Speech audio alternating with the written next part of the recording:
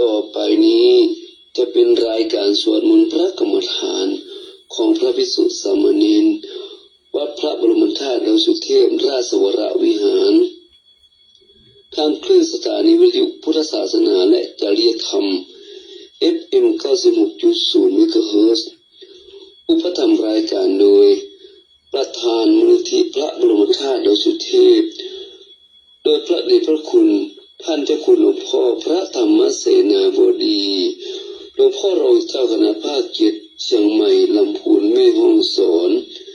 เจ้าอาวาสวัดพระบรมธาตุดอยสุเทพขอเชิญศรัทธาสาธุชนทั้งหลายร่วมรับฟังและร่วมกันสวดมนต์พระกรรมฐานไปพร้อมๆกันณบัดนี้นะโม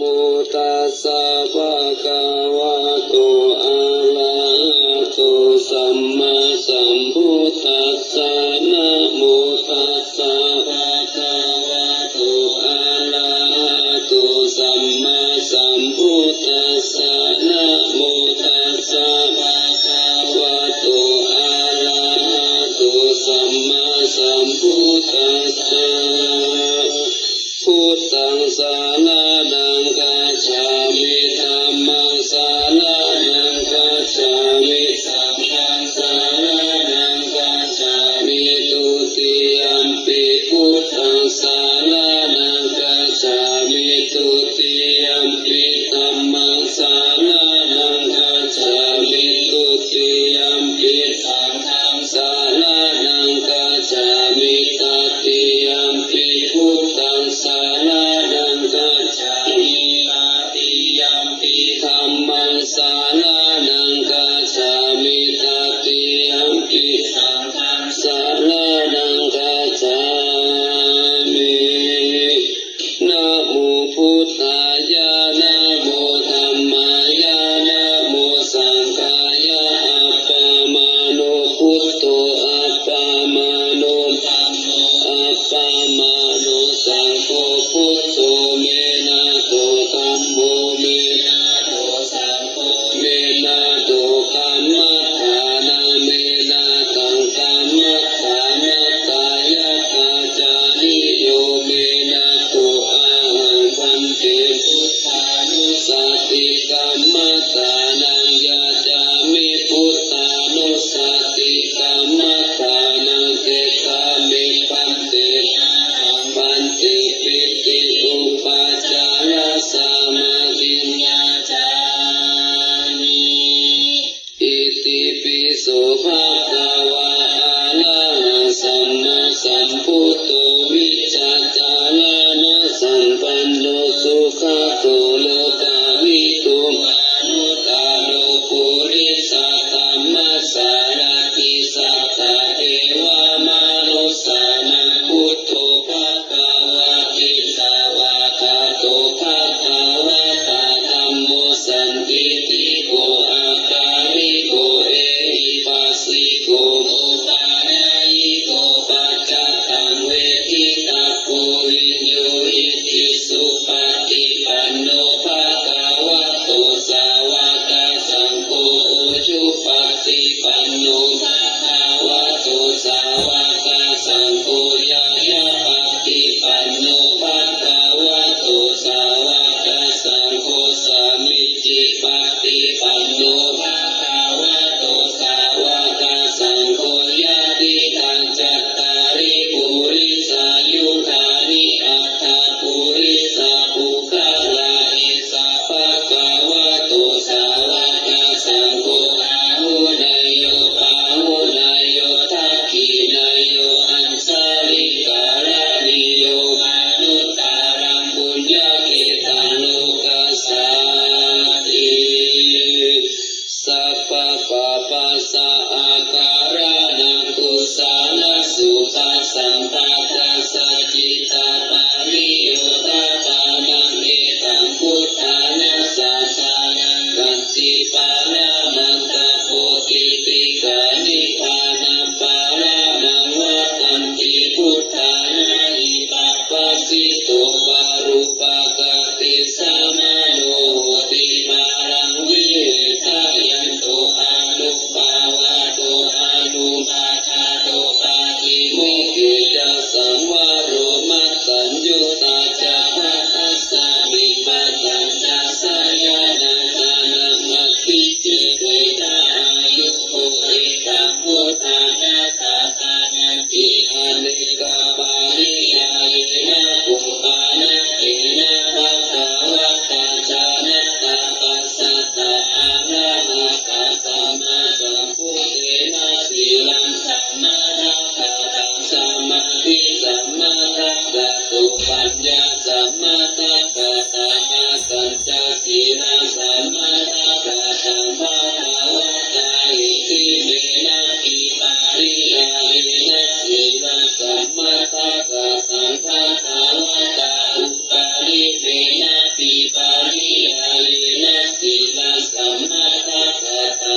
กาวะตาตัจจาอิทิเมนะปาริยายนะสิลาสัมมาตากตังภะคะวะตาอิตาอาริยสาวกโกปานาติปาตาปาติวิระโตติอาทินนาทานาปาติวิระโตติกาเมสุมิจจาราปาติวิระโตติมุสาวาทาปาติวิระโตติสุราเมรยมัจจปมาทัฏฐานาปาติวิระโต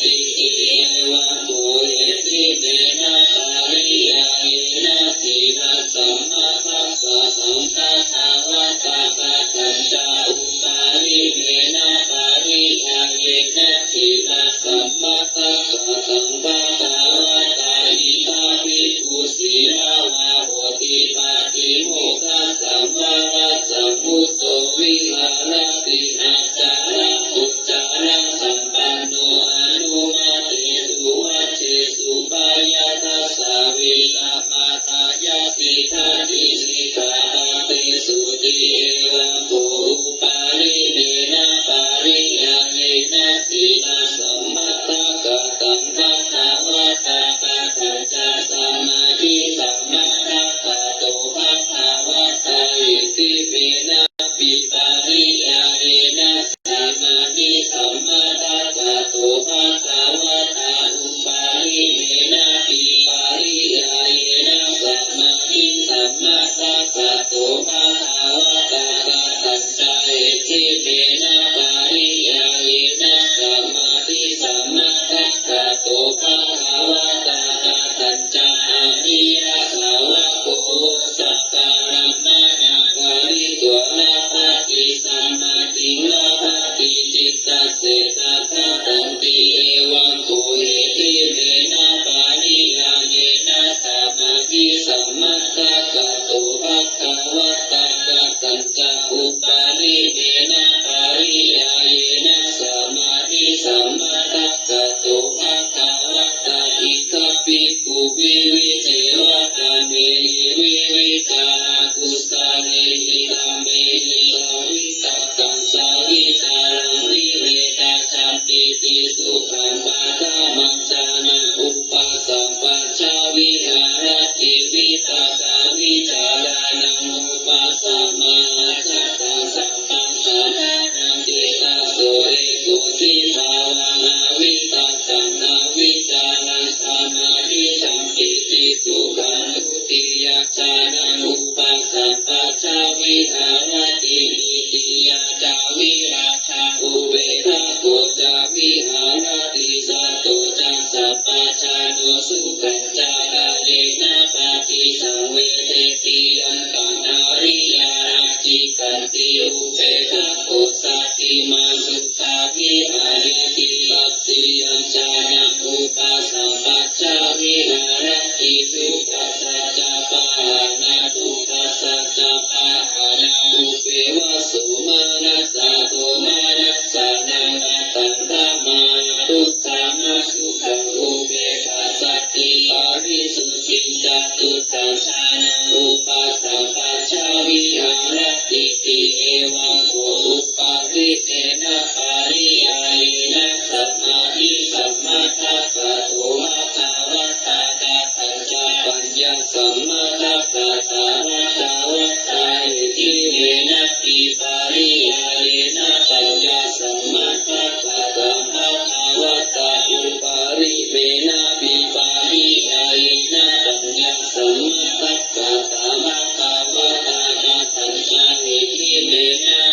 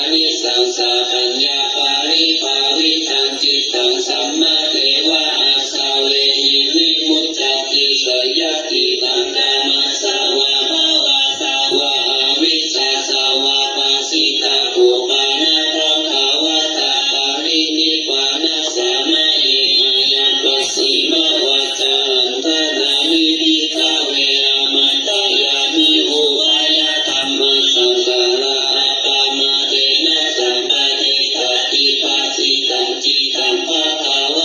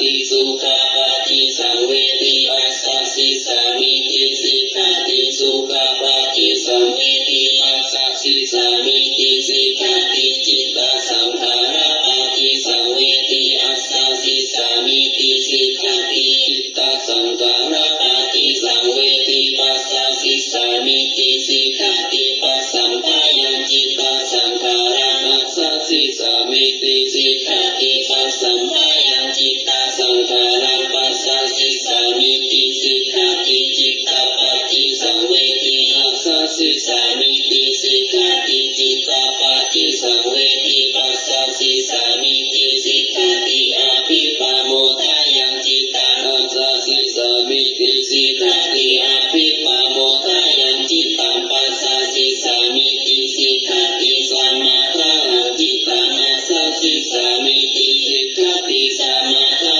จิตตังปัสสะสิสามิติสิกขาติวิโมจายังจิตตังอัสสะสิสามิติสิกขาติวิโมจายังจิตตังปัสสะสิสามิติสิกขาติอนิจจานุปัสสิอัสสะสิสามิติสิกขาติอนิจจานุปัสสิปัสสะสิสามิติสิกขาติวิราคานุปัสสิอัสสะสิสามิติสิกขาติวิราคานุปัสสิปัสสะสิสามิติสิกขาตินิโรธานุปัสสิอัสสะสิสามิติสิกขาตินิโรธานุปัสสิปัสสะสิสามิติสิกขาติปฏินิสสขานุปัสสิอัสสะสิสามิติสิกขาติปฏินิสสขานุปัสสิปัสสะสิสามิติสิกขาติอายังวุจจตานันตาอานาปานสติ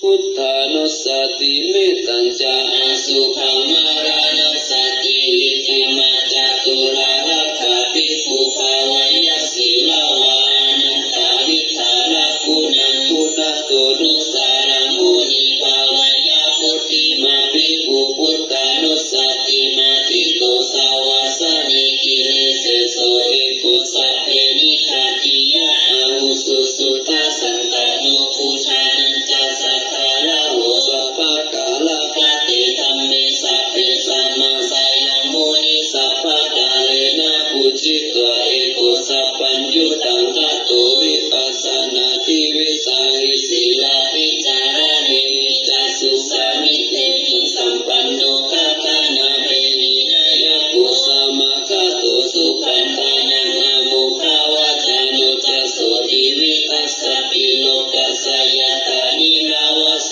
ตโตอเนเกหิปุโนเกหิสัพพะสัตตุตโมอะหุอเนเกหิอุปาเยหินาราธาเมฆาเมหิจาเอกุสัพพะสะโลกัสสะสัพพะอัตตานุสัสสะโกภะกายะอิสาริยตินังคุณานังปาระโมนิติปัญญายะสัสสะภะธัมเมสุการุณาสัพพะสันตุสุอัตตานังปาระตานังสักิตาปุญญเจติตา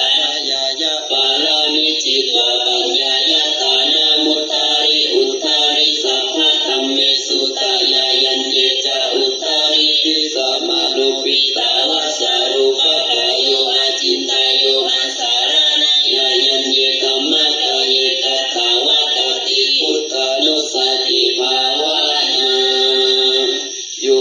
โคอนันทาภิกขุวะภิกขุณีวะอุปัสสะโกวะอุปัสสิกาวะธัมมานุธัมมปฏิปันโนมานุธัมมจาริสุทัตถะทัตถะสักกะโลติการุการุติมานิติปุเชติปารามายะปุชายะปฏิปฏิปุชายะตัสสะมาภินานันทะเอวันนิโนสิกิตาพันธิโยโคอานันทมายะธัมโมจาวินโยจัตเตสิโตปัญญาโตโสโวมามัจจายเยนะสัพพะอันทะตานิโอปิภาเวอามันตายามิโอปิภาเวอุทธายาวายะธัมมัสสังขาราปะมาเตนะสัมปะเจตาทิสาติมาสติวิมานานังอนุปัญชิตวะสัพพะพุทธานังอนุปัญชิตวะสัพพะธัมมานังอนุปัญชิตวะสัพพะสังฆานังอนุปัญชิตวะจิตตังมุนิตังวาระตังสุมุต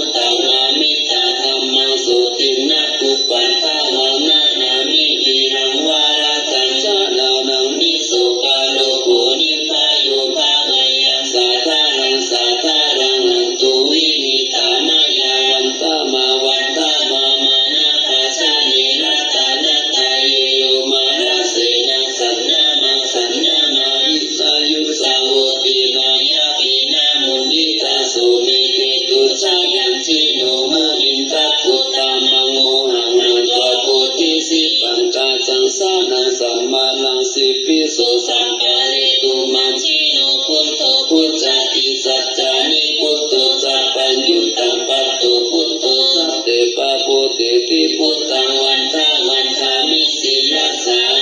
พุทธังคัจฉามิสารานังกัตโตสัสสะยุติโกอาปาตาสิตินาวายุโสนามังสุสุปิปุกุเลลาวิจิตโสสิตุเวนะโหติกาโภคาโตโลกาวะเรนะเตปุจจาปิสัพเพวะลามายุวันเตวันทามิหันเตวะราเตธามาริพุทเต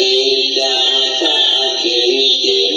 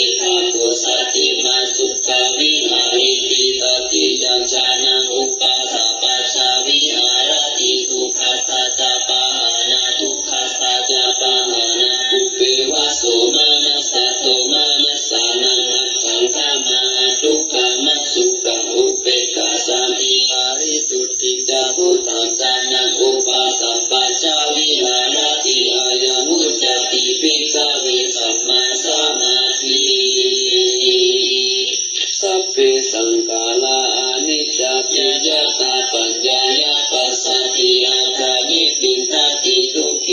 สามะโควิสุทธิยาสัพเพสังขาราทุกขติยตาปัญญายาปัสสติอาคานิปินทติทุกเขสามะโควิสุทธิยาสัพเพธัมมานัตติยตาปัญญายาปัสสติอาคานิปินทติทุกเข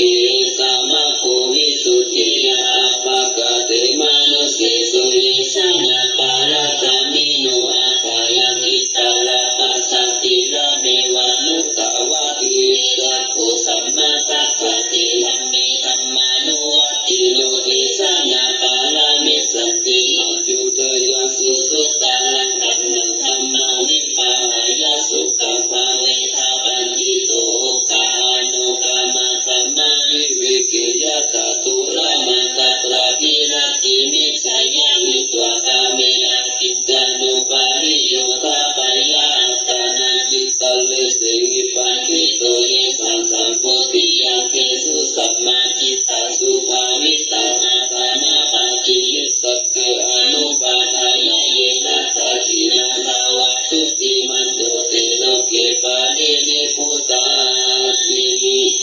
อาทิตังนันวาคามายานะปาติตังเขอานาคาตังยะตติตัมปะเอนะตังอาปัตตัญจาอานาคาตังอัจจุปันนัญจายโยธัมมังตัสสะตัสสะวิปัสสติอาสังหิรังอาสังคุปะตังวิตามานุปรุวาลิอาเทวะกิจามาตัปปังปุจัญญามาลานังสุเวนะอิโนสังฆารันเตนะมหาเสเนนะมัจจุนาเอวังวิหาริมาตาปิอาห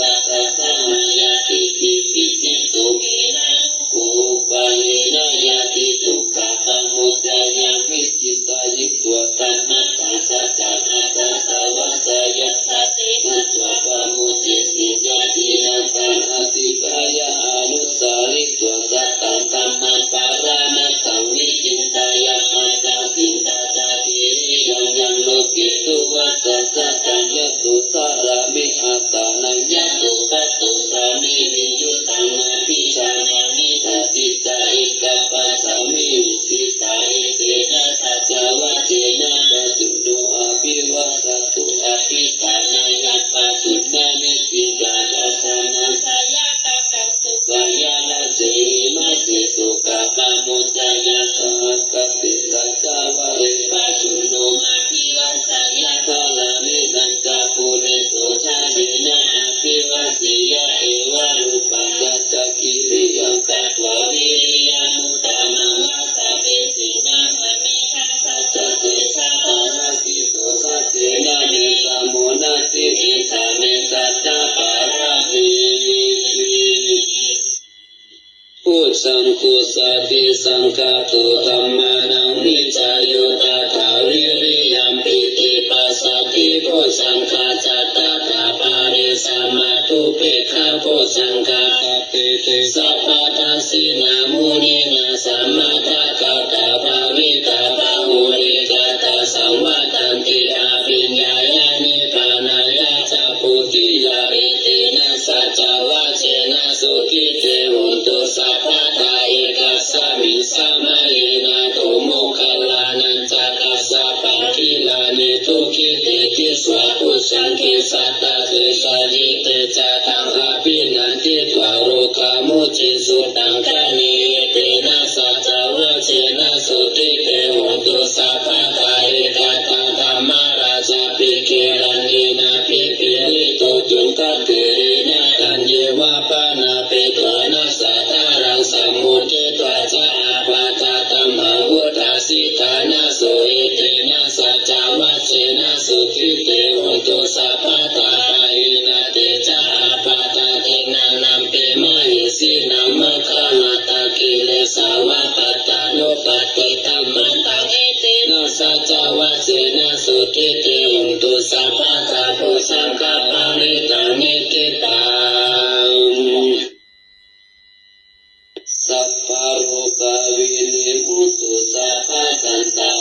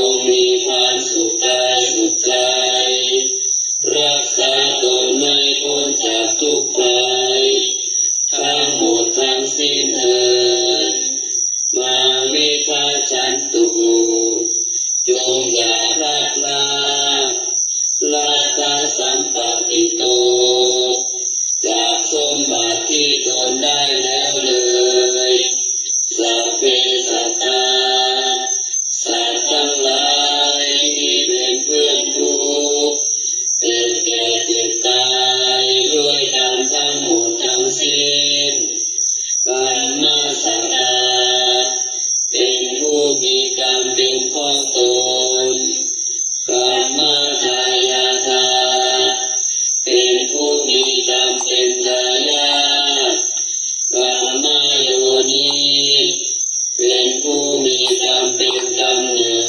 ดกรรมตันตุเป็นผู้มีกรรมเป็นเผ่าพันธุ์กรรมปฏิสารณาเป็นผู้มีกรรมเป็นที่พึ่งยังกรรมังกายสันติจะกระทำกรรมใดไว้การละยานาบาดีก็ตามอาปะตังวาชั่วก็ตามตัสสะทายาทาภาวิสันติจะเป็นตายาแห่งกรรมนั้นทุกขโตทุกขทานันติวานันติพุทธาพระพุทธเจ้าทั้งหลายย่อมตรัสว่าให้ทุกข์แก่ท่านทุกข์นั้นถึงตัวนาหิเวเรนะเวรานิสามันติทาเวททั้งหลายย่อมไม่ระงับด้วยการจองเวรบุตรจะในการไหนเวเรนะจะทำมันปีเวรทั้งหลายย่อมระงับด้วยการไม่จองเวรเอสะธัมโมสนันตโนนี้เป็นธรรมของเราต่อไปจะเป็นการแผ่กุศลติดตามด้วยแผ่บุญแผ่กุศลหยาดน้ำแบบฉบับพื้นเมืองเนื้ออิทังเมมาตาปิตุนังโหตุสุขิตาโหตุมาตาปิตโรขอส่วนบุญนี้จงสำเร็จแก่มารดาบิดาของข้าพเจ้าขอให้มารดาบิดาของข้าพเจ้าจงมีความสุขอิทังเมยาตินังโหตุสุขิตาโหตุยาตะโยขอส่วนบุญนี้จงสำเร็จแก่ญาติทั้งหลายข้าพเจ้าขอให้ญาติทั้งหลายของข้าพเจ้าจงมีความสุขอิทังเมผู้รูปัชฌายาจริยานังโหตุสุขิตาโหตุผู้รูปัชฌายาจริยาขอส่วนบุญนี้สำเร็จครูประชาอาจารย์ของข้าพเจ้าขอให้ครูประชาอาจารย์ของข้าพเจ้าจงมีความสุขอิทังสัพพะเทวตานังโหตุสุขิตาโหตุสัพเพเทวาขอส่วนบุญนี้จงสำเร็จแก่เทวดาทั้งหลายทั้งปวงขอให้เทวดาทั้งหลายทั้งปวงจงมีความสุขอิทังสัพพะเปตานังโหตุสุขิตาโหตุสัพเพเปตาขอส่วนบุญนี้จงสำเร็จแก่เปรตทั้งหลายทั้งปวงขอให้เปรตทั้งหลายทั้งปวงจงมีความสุขอิทังสัพพะเวรีนังโหตุสุขิตาโหตุสัพเพเวรีขอส่วนบุญนี้จงสำเร็จแก่เจ้ากรรมนายเวร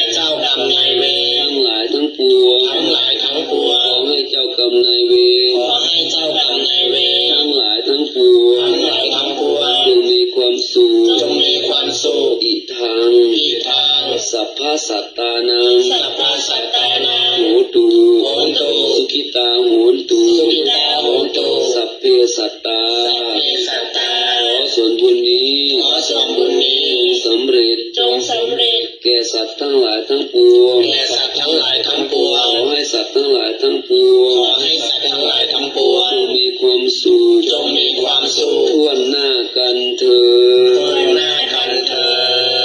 ด ยังกินจิกุสาลังกัตตาปังกามังสัพเพหิจาเตหิจาตังปุญญังโนอนุโมทันตุสุนันตุโหตุหิเจวันอาสาริตานิอาทิกาตาอิกายุกาสัตตาโหตุสัพเพสัตตาสุขิยัตตานัมปาริหารันตุมาตาปิตาสุขิตาโหตุสุขปามุญจันตุสัพเพยตตาสุขิตาโหตุทุกขปามุญจันตุสัพเพอายตตาสุขิตาโหตุทุกขปามุญจันตุสัพเพปิสาสัพเพยตาสัพเพเปตาสุขิตาโหตุทุกขปามุญจันตุสัพเพย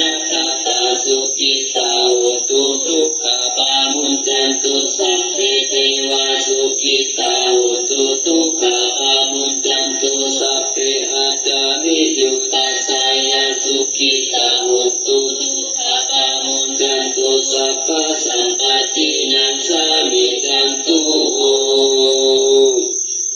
วันตามิพุทธังสัพพังเมโตสังฆามาทะเมพันเตวันตามิธัมมังสัพพังเมโตสังฆามาทะเมพันเตวันตามิสังฆังสัพพังเมโตสังฆามาทะเมพันเตวันตามิกุรุอุปัชฌายาจาริยิสัพพังเมโตสังฆามาทะเมพันเตวันตามิกัมมัฏฐานังสัพพังเมโตสังฆามาทะเมพันเตวันตามิอาราเมปัตตาสิมายังสัพพังเมโตสังฆามาทะเมพันเตวันตามิเสกิยังสัพพังสัพพะทานิตุปาทิปิตาสาริยาสัตตุมหาโพธิพุทธารูปังสักการังสัตตานาคาโลเกเทวะโลเกบรหมโลเกชัมพุติเต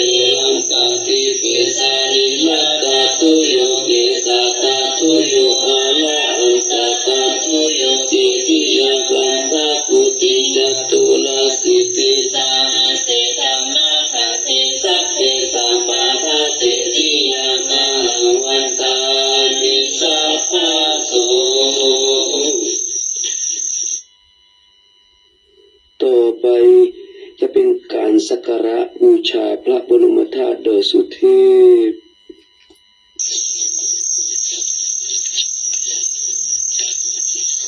นะโมตัสสะภะคะวะโตอะระหะโตสัมมาสัมพุทธัสสะนะโมตัสสะภะคะวะโตอะระหะโตสัมมาสัมพุทธัสสะนะโมตัสสะภะคะวะโตอะระหะโตสัมมาสัมพุทธัสสะสุวรรณเจติยังทิสาวาระมัทธลุงคังวาลัญญานาตุงสุเทวานามคังนาลาเทเวหิสัพพปุสิตังอาหังวันทามิสัพพะทาปัญญาวาอัสสมิงเกวะจันทิมา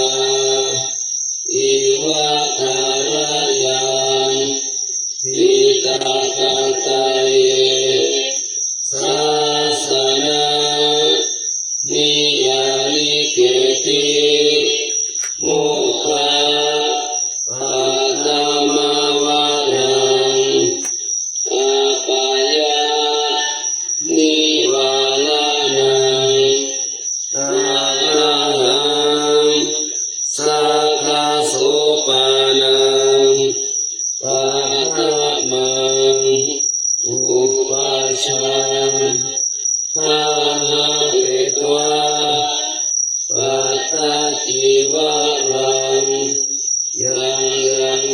ตั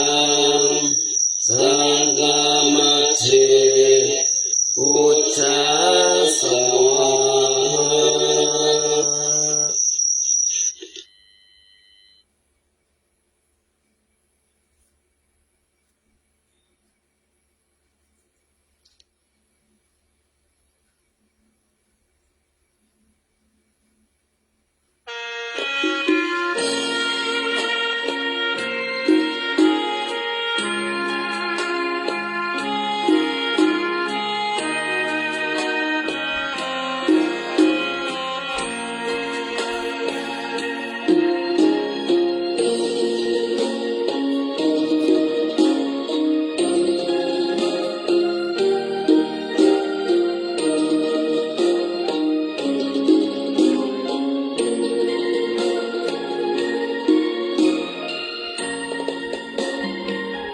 ดอกบัวดอกหนึ่ง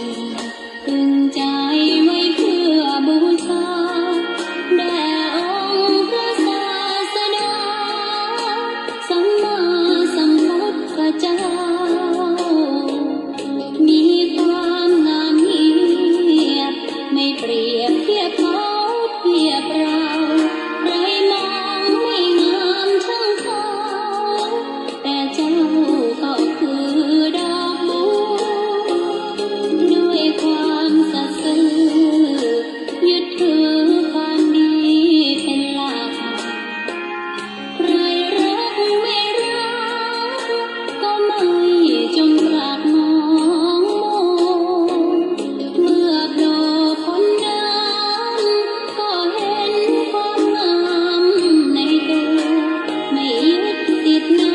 ตมชั่วขอเป็นดอกบัวดอกเดียวใครไม่มองว่ามัวงามเด่น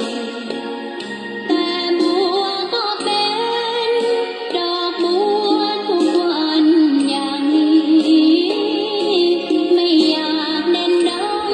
แต่มุ่งหวังในทางเด่นดีเกิดมาเพื่อสร้างบารมีถวายชีพนี้บูชาดอกบัวดอกน้อยเฝ้าคอยคนที่ใจบุญมาออกเอื้อเกื้อกูลรู้ค่าของบุญเก็บบัวขึ้นมาเพื่อสร้างความดีและเสริมบารมีดังว่าใช้ดอกบัวนี้บูชาพระสัมมาสัมพุทธเจ้า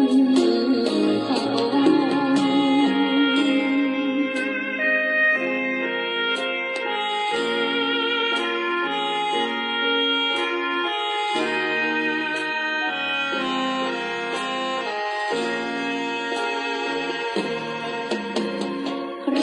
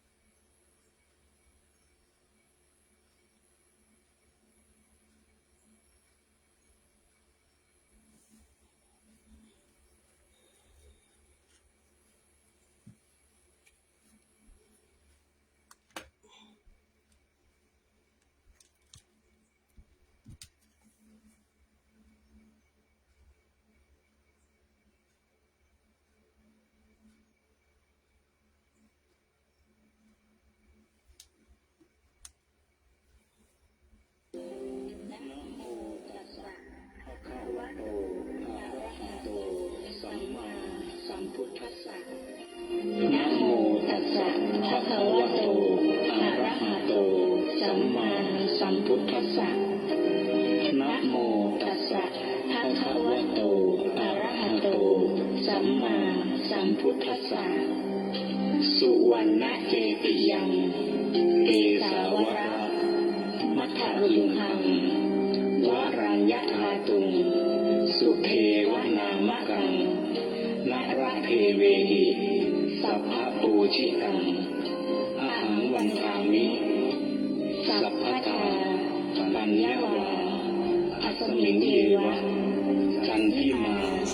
อีวัฏารยังปิตาตัตตะเยสาสนะนิยามิเกติโมฆะปัตมวรังอัปปายะนิวารนังอรหังสัพพะโสปานังปัทธมังอุปัชชังคาหาเตตวาปัตตชีวรังยังยังชาตังสังฆมัชเชพุทธาสวาหะ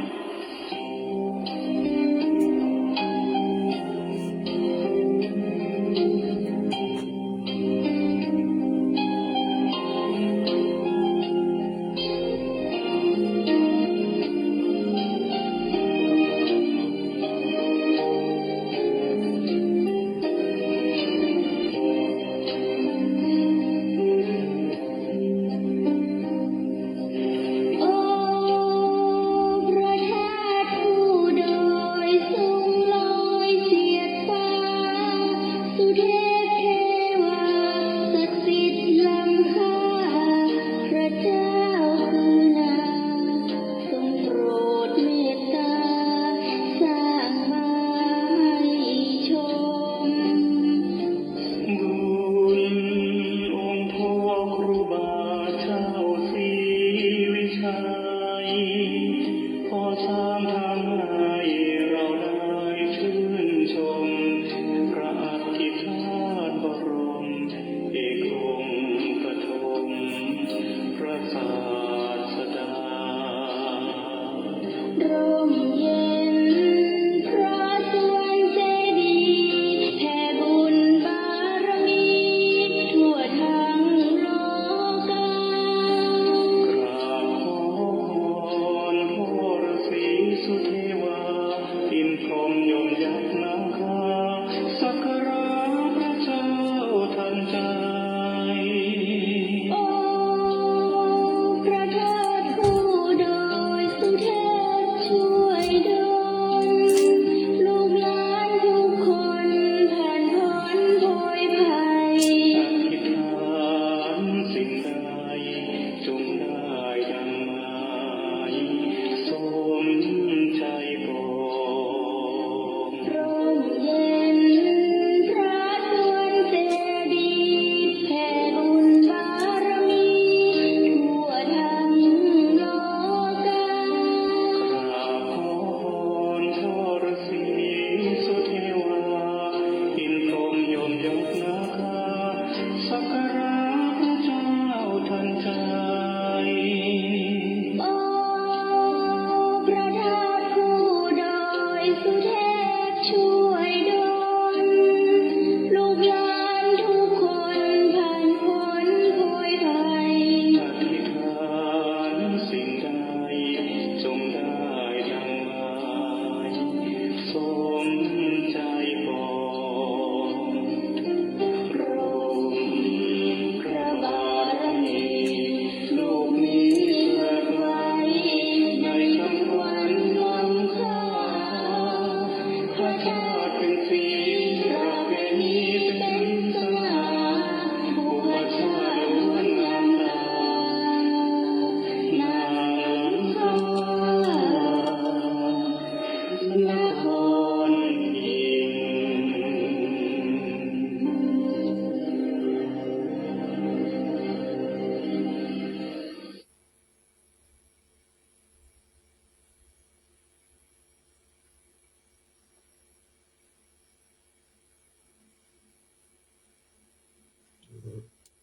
นั่นไหน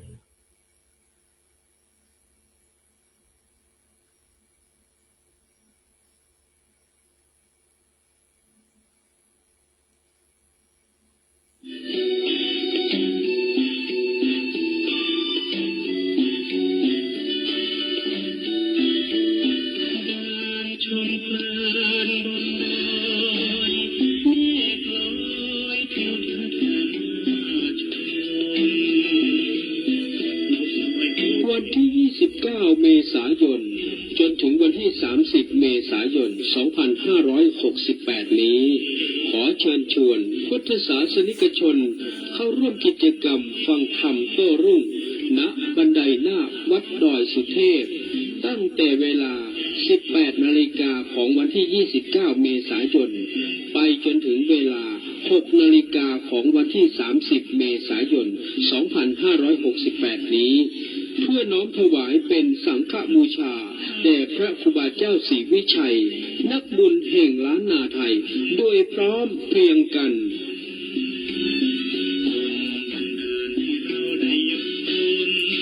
อย่าลืมวันที่ 29 ถึง 30 เมษายน 2568 นี้ขอเชิญชวนพุทธศาสนิกชนร่วมกิจกรรมฟังธรรมโต้รุ่งณบันไดนาควัดดอยสุเทพตั้งแต่เวลา 18 นาฬิกาของวันที่ 29 เมษายนจนถึงเวลา 6 นาฬิกาของวันที่ 30 เมษายนเพื่อน้อมถวายแด่องค์พระครูบาเจ้าศรีวิชัยนักบุญแห่งล้านนาไทยเนื่องในโอกาสเปิดใช้ถนนขึ้นสู่วัดพระธาตุดอยสุเทพ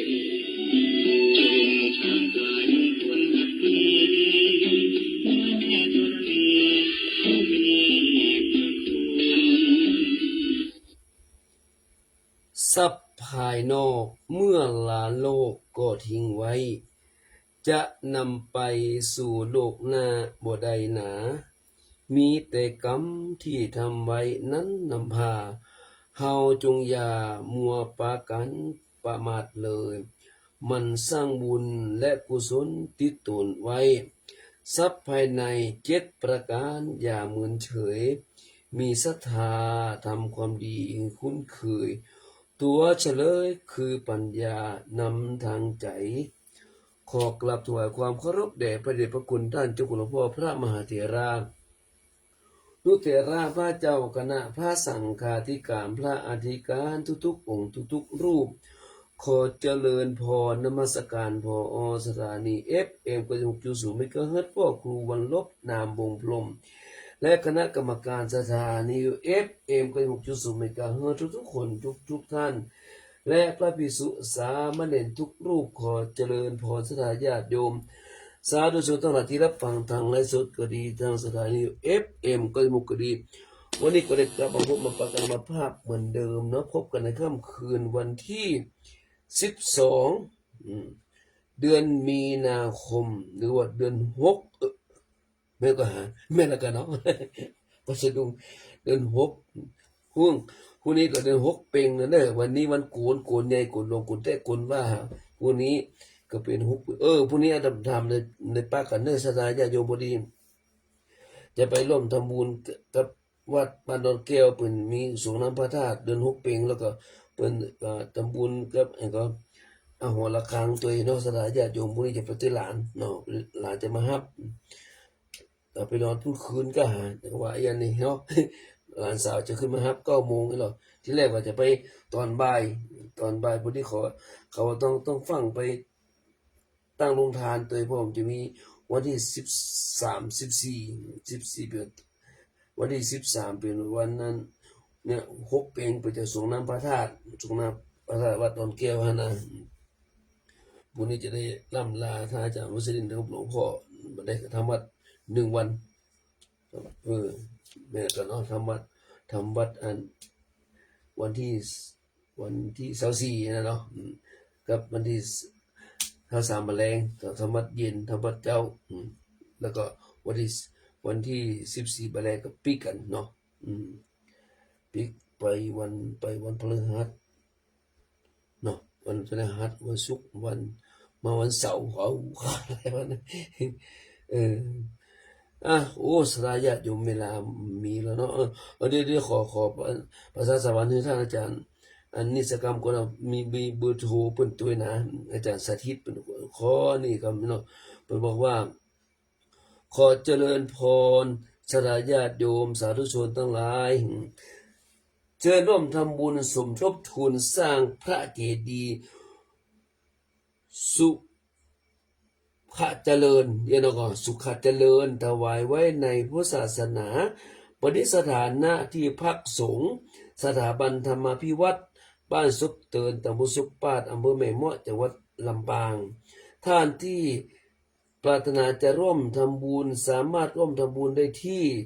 ธนาคารกรุงไทย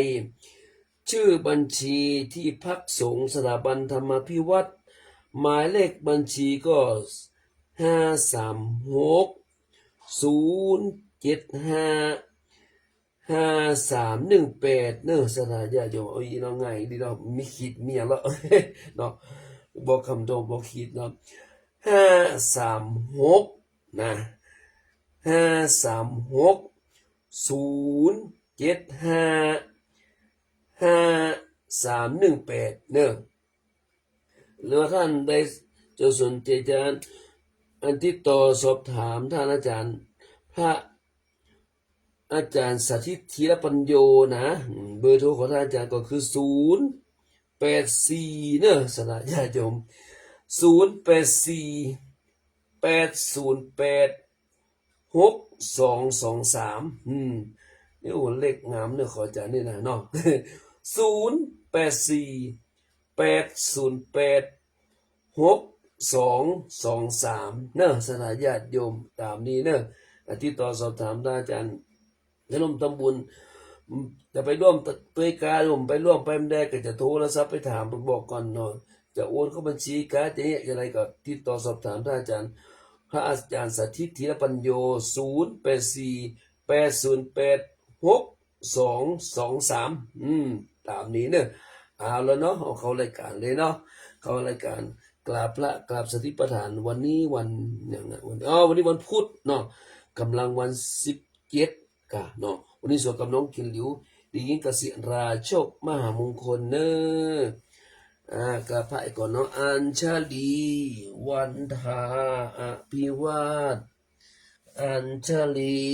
วันทาอภิวาทอัญชลีวันทาอภิวาทอัญชลีวันทาอัญชลีต่อไปเป็นกราบสติปัฏฐานเอามือไว้หน้าขานั่งหนอ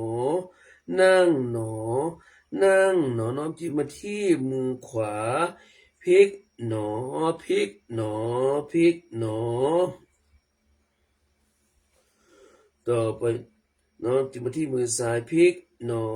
พลิกหนอพลิกหนอขึ้นหนอขึ้นหนอขึ้นหนอถูกหนอถูกหนอถูกหนอขึ้นหนอขึ้นหนอขึ้นหนอถูกหนอถูกหนอถูกหนอลงหนอลงหนอลงหนอถูกหนอถูกหนอถูกหนอก้มหนอก้มหนอก้มหนอมือขวาลงหนอลงหนอลงหนอถูกหนอถูกหนอถูกหนอคว่ำหนอคว่ำหนอคว่ำหนอมือซ้ายลงหนอลงหนอลงหนอถูกหนอถูกหนอถูกหนอคว่ำหนอคว่ำหนอคว่ำหนอก้มหนอก้มหนอก้มหนอถูกหนอถูกหนอถูกหนอเงยหนอเงยหนอเงยหนอมือขวาพลิกหนอพลิกหนอพลิกหนอขึ้นหนอขึ้นหนอขึ้นหนอถูกหนอถูกหนอถูกหนอมือซ้ายพลิกหนอพลิกหนอพลิกหนอขึ้นหนอขึ้นหนอขึ้นหนอถูกหนอถูกหนอถูกหนอขึ้นหนอขึ้นหนอขึ้นหนอถูกหนอถูกหนอถูกหนอลงหนอลงหนอลงหนอถูกหนอถูกหนอถูกหนอต่อไปเก็บมือเนาะเก็บมือก่อนลงนะคะลงหนอลงหนอลงหนอถูกหนอถูกหนอถูกหนอคว่ำหนอคว่ำหนอคว่ำหนอมือซ้าย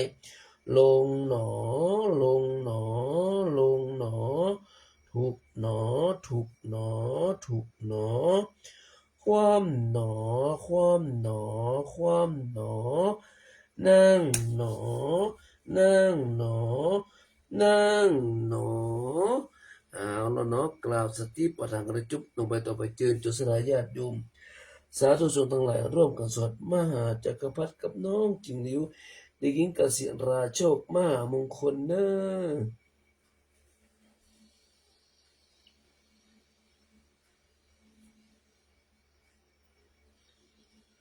โมตัสสะภะคะวะโตอะระหะโตสัมมาสัมพุทธัสสะ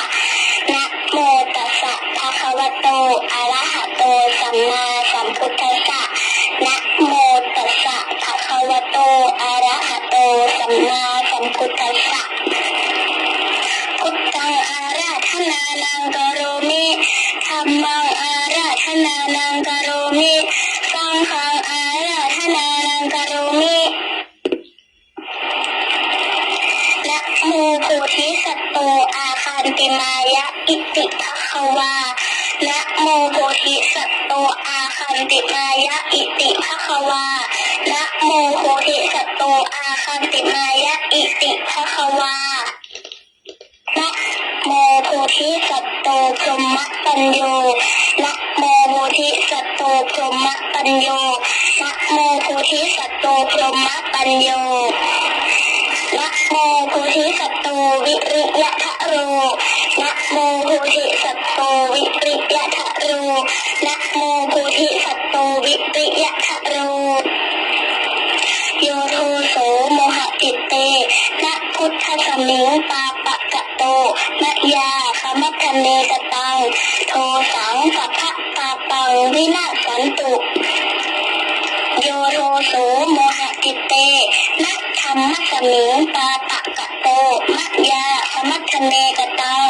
โทสังสัพพะปาปังวินาศสันตุโยโทโสโมหะจิตเตนะสังฆสมิงปาปะกะโตมะยาคมัคคะเนกตังโทสังสัพพะปาปังวินาศสันตุนะโมตัสสะภะคะวะโตอะระหะโตสัมมาสัมพุทธัสสะนะโมตัสสะภะคะวะโตอะระหะโตสัมมาสัมพุทธัสสะนะโมตัสสะภะคะวะโตอะระหะโตสัมมาสัมพุทธัสสะนะโมพุทธายะพระพุทธไตรรัตนญาณมะนีนพรัตน์ศีสะหัสสะสุธรรมาพุทโธธัมโมสังโฆยะถาพุทโมนะพุทธบูชาธรรมบูชาสังฆบูชาอะคีทานังวรังคันทังสีวลีจะมหาเถรังอาหังวันทามิทุระโตอะหังวันทามิทาตุโยอะหังวันทามิสัพพโสพุทธธรรมสังฆบูเชมินะโมพุทธายะพระพุทธไตรรัตนญาณมะนีนพรัตน์ศีสะหัสสะสุธรรมาพุทโธธัมโมสังโฆยะถาพุทโมนะพุทธบูชาธรรมบูชาสังฆบูชาอะคีทานังวรังคันทังสีวลีจะมหาเถรังอาหังวันทามิทุระโตอะหังวันทามิทาตุโยอะหังวันทามิสัพพโสพุทธธรรมสังฆปูเชมินะโมพุทธายะพระพุทธไตรรัตนญาณมานีนพรัตน์ศีสะหัสสะสุธรรมาพุทโธธัมโมสังโฆยะถาพุทโมนะพุทธบูชาธรรมบูชาสังฆบูชาอะคีทานังวรังคันทังสีวลีจะมหาเถรังอาหังวันทามิทุระโตอะหังวันทามิทาตุโย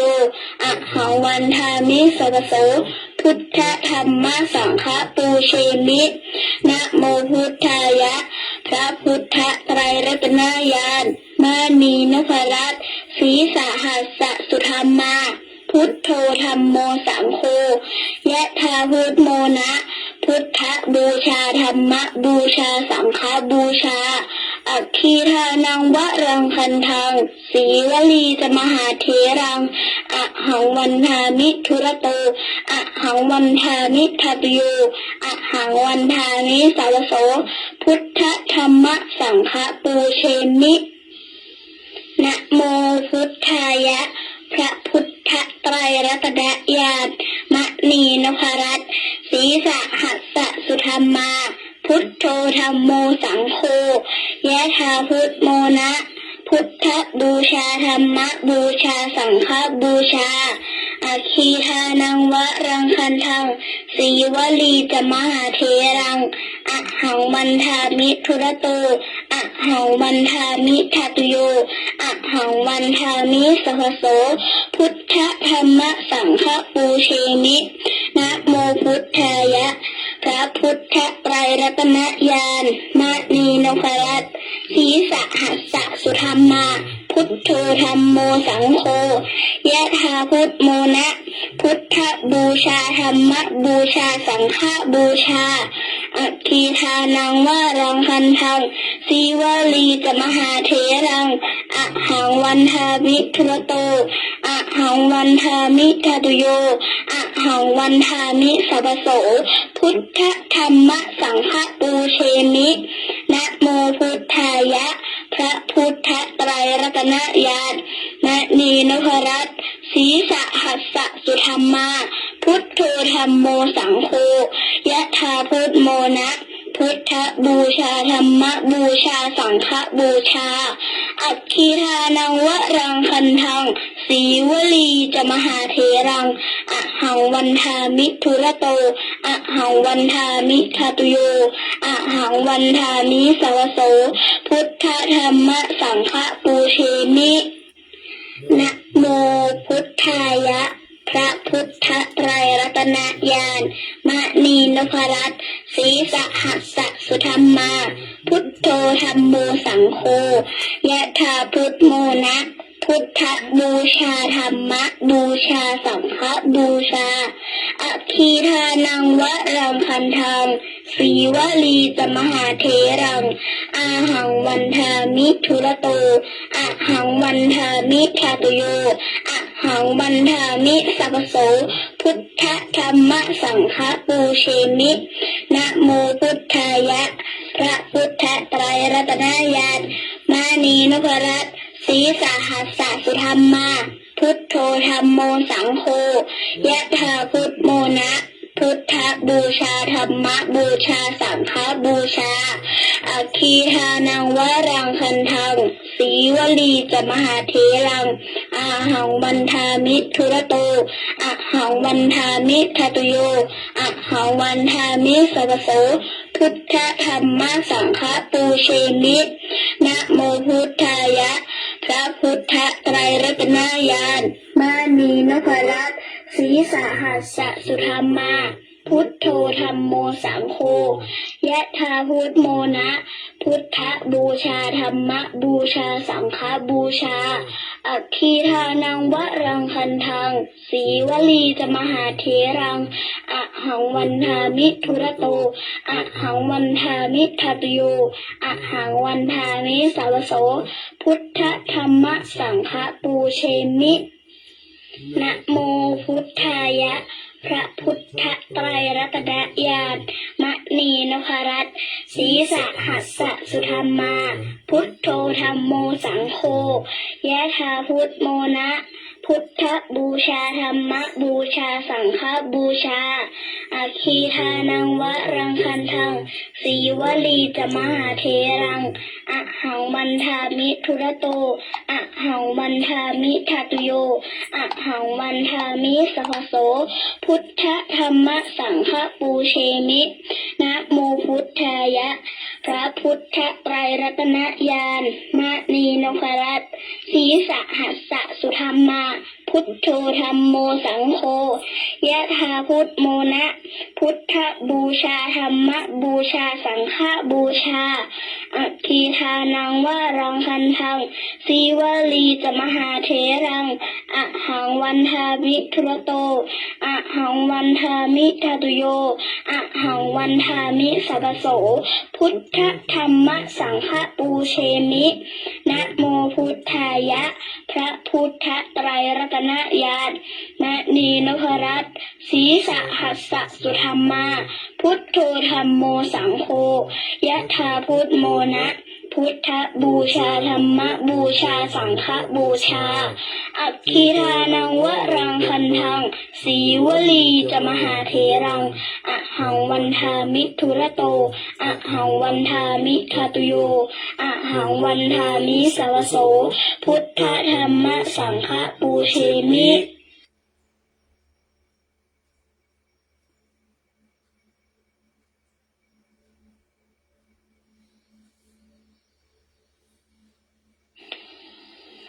สัพเพพุทธาสัพเพธัมมาสัพเพสังฆา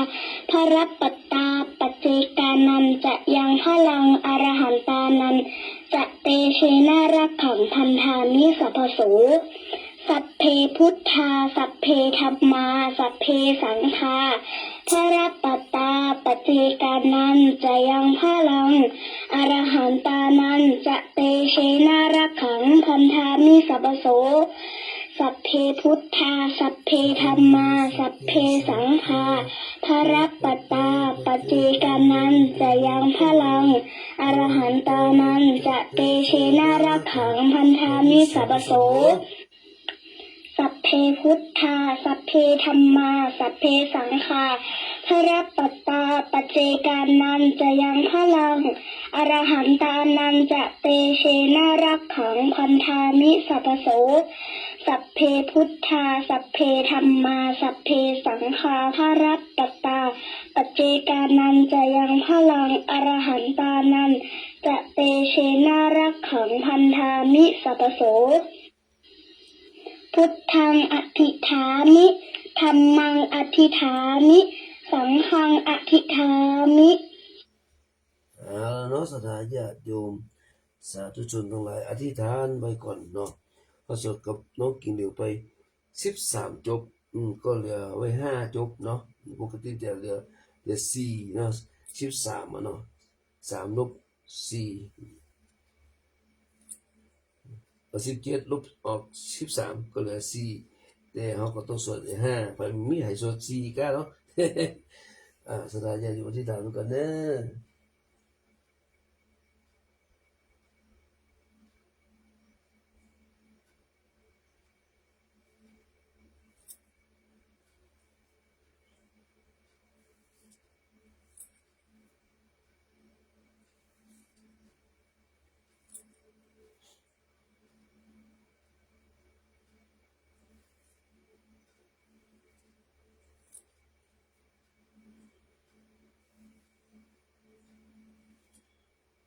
เอาแล้วเนาะสถาญาติโยมอธิษฐานเรียบร้อยแล้วบ่เนาะ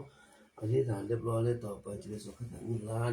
คาถาปัดอุปสรรคคาถาเงินแสนคาถาเสริมสร้างคาถาแรงลาภจะได้ขึ้นกับน้องกิ่งอยู่ต่อเนาะ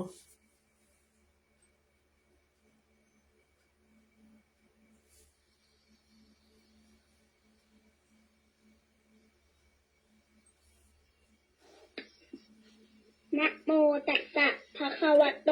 อะระหะโตสัมมาสัมพุทธัสสะนะโมตัสสะภะคะวะโตอะระหะโตสัมมาสัมพุทธัสสะ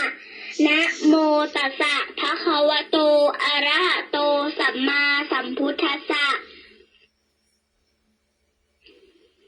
สัมปจิตฉามินาสังสิโมพรหมาจะมหาเทวาสัพเพยะขาปารายันติพรหมาจะมหาเทวาลาภาภวันตุเมปุญโยมหาลาโภภวันตุเมนิเตภาหุหติพุทธมะอะอุนะโมพุทธายะวิระทะโยวิระโคนายังวิระหิงสาวิระทาสีวิระทาสาวิระอิทิโยพุทธัสสะมณีมามะพุทธัสสะโส สวาหมสัพปจิฉามิเพลงเพลงพาพาหาหารือรือสัมปจิตฉามินาสังสิโมพรหมมาจะมหาเทวาสัพเพยะขะปารายันติพรหมมาจะมหาเทวาอภิลาภาภวันตุเมมหาปุญโยมหาลาโภภวันตุเมมิเตภาหุงหาติพุทธมะอะอุนะโมพุทธายะวิรัตโยวิระโคนายังวิระหิงสาวิระทาสีวิระทาสาวิระอิทิโยพุทธสะมานีมามะพุทธสะสวาหมสัมปติฉามิเพ่งเพ่งพาพาหาหารือรือสัมปจิตฉามินาสังสิโมพรหมมาจะมหาเทวาสัพเพยะขาปารายันติพรหมมาจะมหาเทวาลาภาภวันตุเมมหาปุญโยมหาลาโภภวันตุเมนิเตภาหุหติพุทธมะอะอุนะโมพุทธายะวิระทะโยวิระโคนายังวิระหิงสาวิระทาสีวิระทาสาวิระอิทิโยพุทธสะมณีมามะพุทธสะสวาหมสัพปจิฉามิเพลงเพลงพาพาหาหารือรือสัมปจิตฉามินาสังสิโมพรหมมาจะมหาเทวาสัพเพยะขะปารายันติพรหมมาจะมหาเทวาอภิลาภาภวันตุเมมหาปุญโยมหาลาโภภวันตุเมมิเตภาหุงหติพุทธมะอะอุนะโมพุทธายะวิรัตโยวิระโคนายังวิระหิงสาวิระทาสีวิระทาสาวิระอิทิโยพุทธสะมานีมามะพุทธสะสวาหมสัพปติฉามิเพ่งเพ่งพาพาหาหารือรือ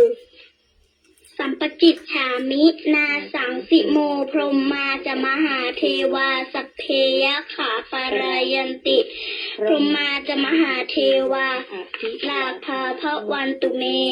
มหาปุญโยมหาลาโภภวันตุเมนิเตภาหุงหติพุทธมะอะอุนะโมพุทธายะวิระทะโยวิระโคนายังวิระหิงสาวิระทาสีวิระทาสาวิระอิทิโยพุทธสะมณีมามะพุทธสะสวาหมสัพปจิฉามิเพลงเพลงพาพาหาหารือรือสัมปจิตฉามินาสังสิโมพรหมมาจะมหาเทวาสัพเพยะขาปารายันติพรหมมาจะมหาเทวาอภิลาภาภวันตุเมมหาปุญโยมหาลาโภภวันตุเมนิเตภาหุงหติพุทธมะอะอุนะโมพุทธายะวิรัตโยวิระโคนายังวิระหิงสาวิระทาสีวิระทาสาวิระอิทิโยพุทธสะมานีมามะพุทธสะสวาหมสัมปติฉามิเพ่งเพ่งพาพาหาหารือรือสัมปจิตฉามินาสังสิโมพรหมมาจะมหาเทวาสัพเพยะขาปารายันติพรหมมาจะมหาเทวาลาภาภวันตุเมมหาปุญโยมหาลาโภภวันตุเมนิเตภาหุงหติพุทธมะอะอุนะโมพุทธายะวิระทะโยวิระโคนายังวิระหิงสาวิระทาสีวิระทาสาวิระอิทิโยพุทธสะมณีมามะพุทธสะสวาหมสัพปจิฉามิเพลงเพลงพาพาหาหารือรือแล้วเนาะต่อไปจะได้สวดพุทธคุณธรรมคุณสังฆคุณต่อด้วยรัตนสูตรเนาะ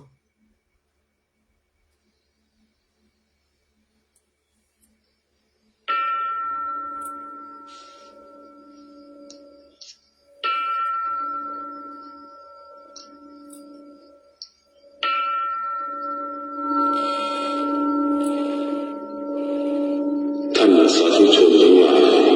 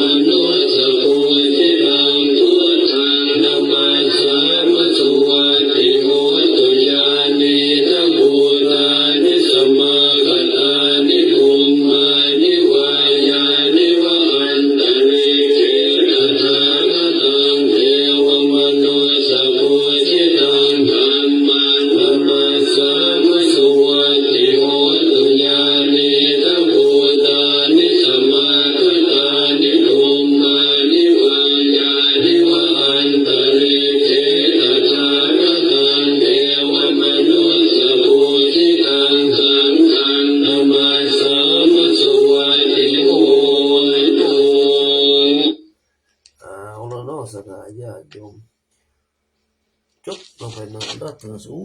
53ละเข้ารายการเลยนะเข้าเลยเนาะเข้าเลย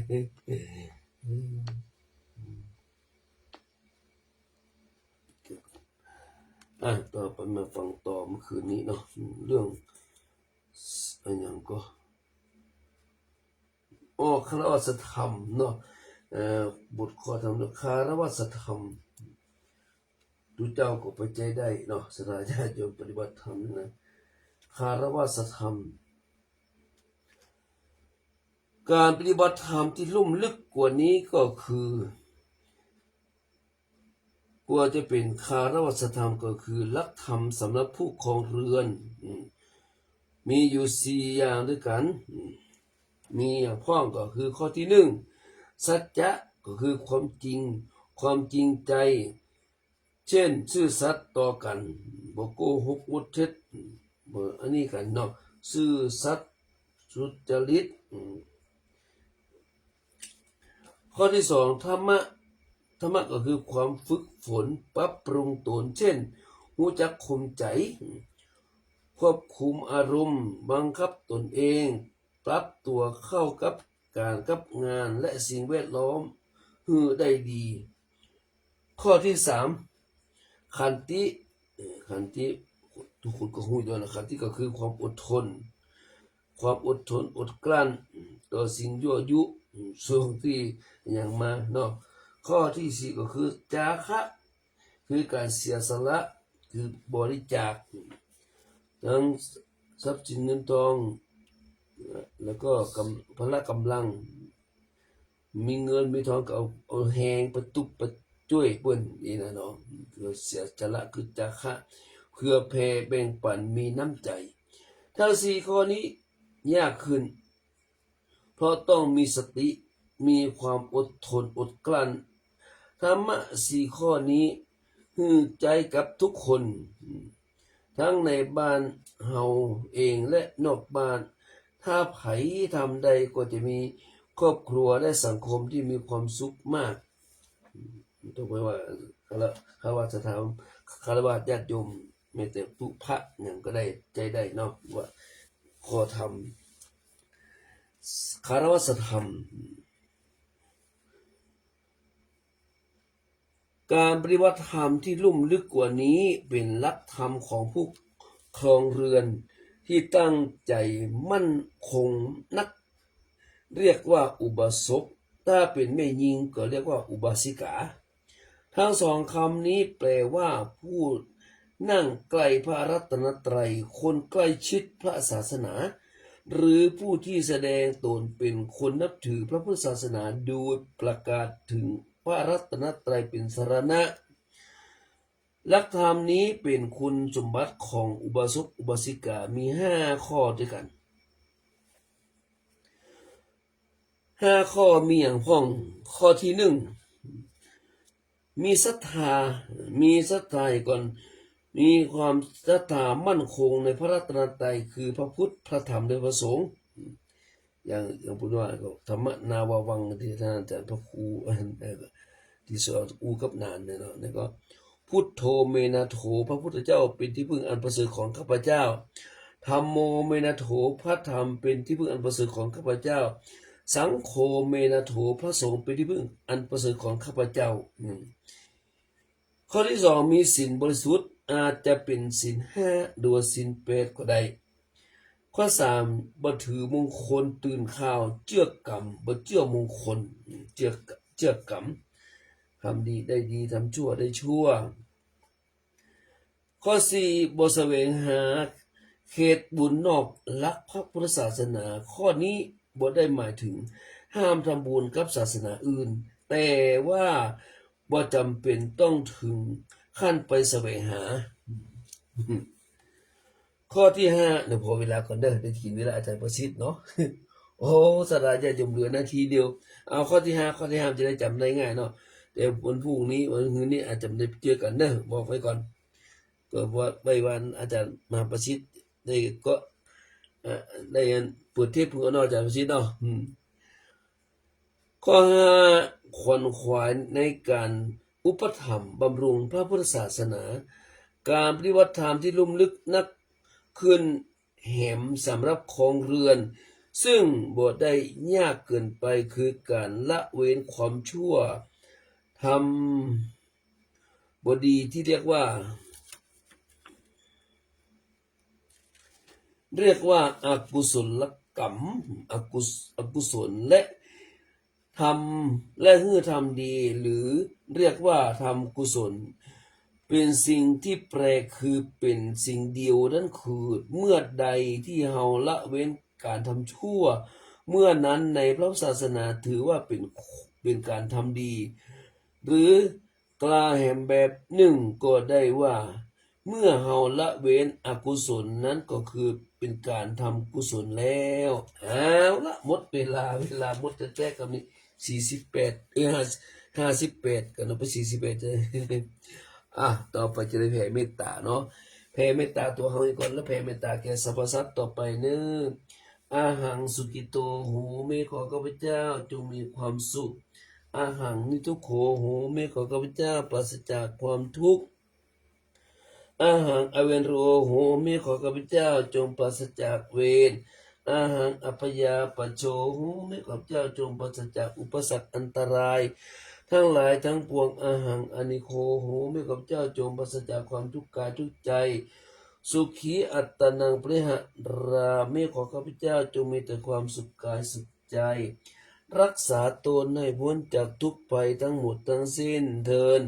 สัพเพสัตตาสัตว์ทั้งหลายที่เป็นเพื่อนทุกข์เกิดแก่เจ็บตายด้วยกันทั้งหมดทั้งสิ้นเวลาหนตุจงเป็นสุขเถิดจะได้มีเวรซึ่งกันและกันเลยอัพยาปชาหนตุจงเป็นสุขเถิดจะได้เบียดเบียนซึ่งกันและกันเลยอนิคาหนตุจงเป็นสุขเถิดจะได้มีความทุกข์กายทุกใจเลยสุขีอัตตนังปริหะรันตุจงมีแต่ความสุขกายสุขใจรักษาตนให้พ้นจากทุกข์ไปทั้งหมดทั้งสิ้นเดินข้าพเจ้าขอตั้งจิตอุทิศผลบุญกุศลนี้แผ่ไปให้ไพศาลถึงบิดามารดาครูอาจารย์ทั้งลูกหลานญาติมิตรสนิทกันคนเคยร่วมทำงานการทั้งหลายขอให้มีส่วนได้ในกุศลผลของฉันทั้งเจ้ากรรมนายเวรและเทวันขอทุกท่านได้กุศลผลนี้ด้วยเถิดสาธุอนุโมทามิขออนุโมทนาสละญาติโยมญาติธรรมสาธุชนทั้งหลายที่รับฟังธรรมกรรมฐานในค่ำคืนวันนี้แล้วก่อนจากไปขอขอบคุณอนุโมทนาครูบาอาจารย์สละญาติโยมที่ฟังทางไลฟ์สดก็ดีทางสถานี FM ก็จะมุกดีก็ขอบคุณอนุโมทนาจงรับฝันดีรับเป็นสุขตื่นเป็นสุขกายสุขใจ